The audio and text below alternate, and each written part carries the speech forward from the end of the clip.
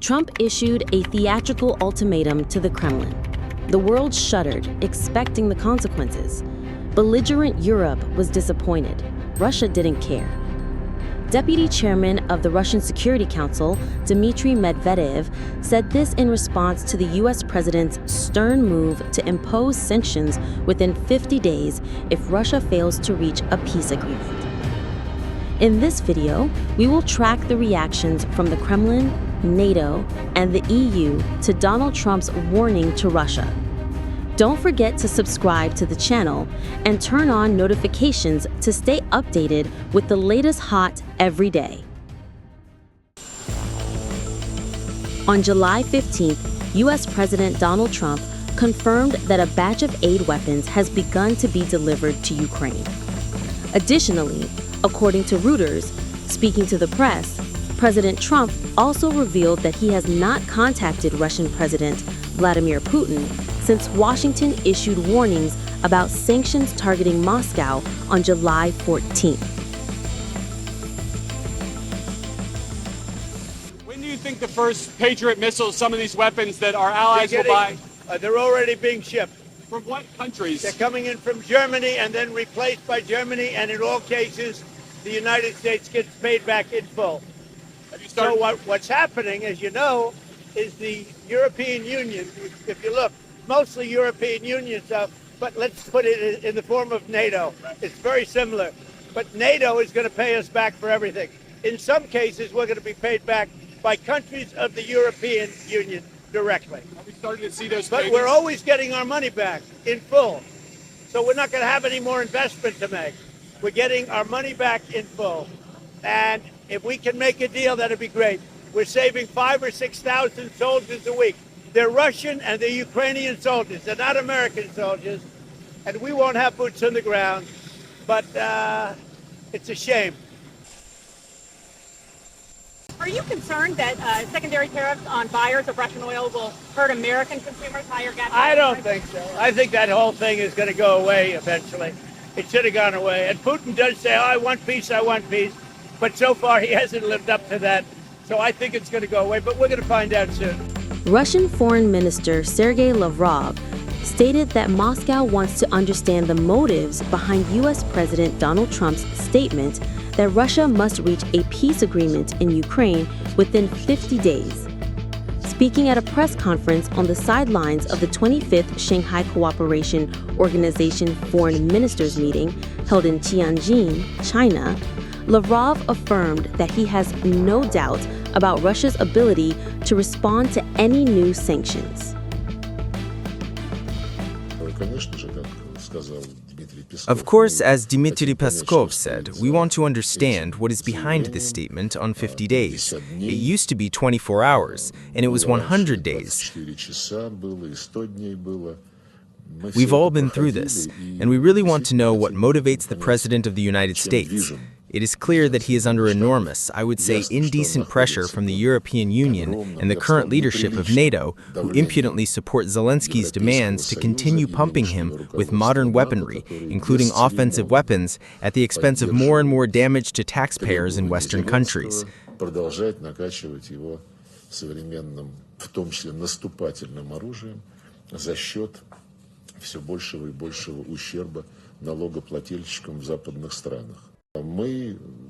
We, after all, an unprecedented number of sanctions against us have already been announced, and we are coping.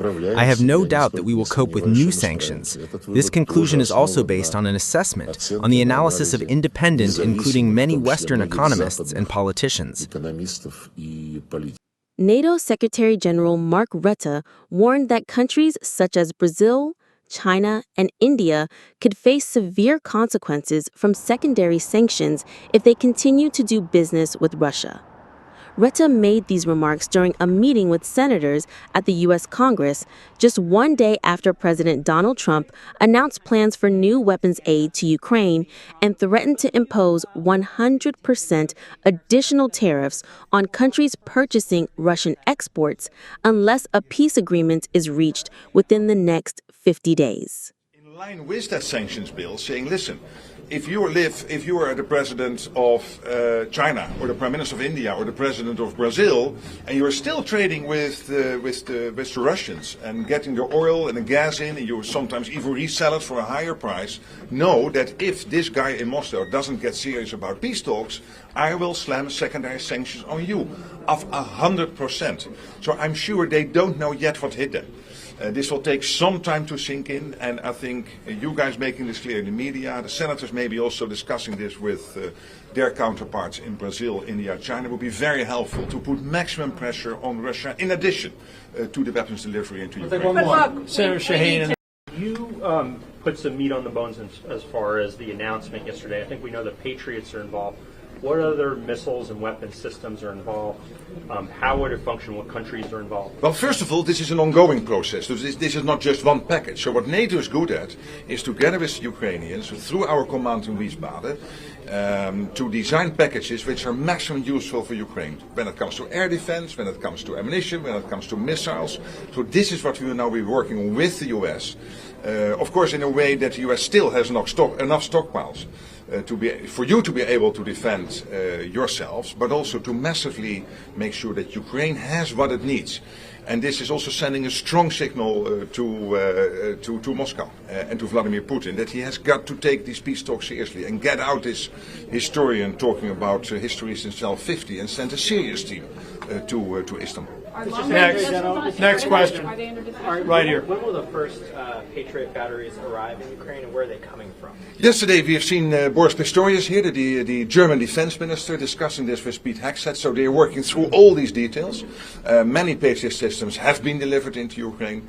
So what we are now looking at is to make sure that Patriot systems directly from the US go to Ukraine. That's one way to do it, paid for by the Europeans, or that you get a front loading from European countries into Ukraine and then being backfilled by the US. So this is all worked through now. But again, the structures are established. The infrastructure, logistics is there, because this is not new. What is new is that yesterday President Trump announced that he wants the US stockpiles to open up in a way, of course, still Europeans paying and the US going forward being able to defend itself. Thank you. Thank you. Meanwhile, the European Union failed to adopt a new sanctions package against Russia after Slovakia blocked the proposal due to concerns over energy security. Speaking after a meeting of EU foreign ministers in Brussels, EU High Representative for Foreign Affairs and Security Policy, Kaja Kallas, expressed that she was deeply regretful that the sanctions had not been approved, but hoped that member states would reach an agreement, emphasizing that the decision now rests with Slovakia. She also noted that the EU welcomes U.S. President Donald Trump's announcement to increase weapons aid to Ukraine. We welcome President Trump's announcement to send more weapons to Ukraine, although we would like to see U.S. to share the burden. America and Europe are working together, and if we are working together, this can put the pressure on Putin to negotiate seriously. The only way to get Putin to end this war is to force his hand. We'll go on the front for Nick here. Russia's bombing campaign has reached record levels, and we see increasing use of banned chemical weapons by Russia in Ukraine. All this shows that Russia does not want peace, and in response, the EU is set to approve one of its toughest sanctions package against Russia. So I'm really sad that we didn't reach this agreement today. I must say that we were really close to reassure Slovakia. The Commission has delivered what they asked for. Now the ball is in Slovakia's court, and we must get this deal done. It has been already 2 months. Vitaly, yes.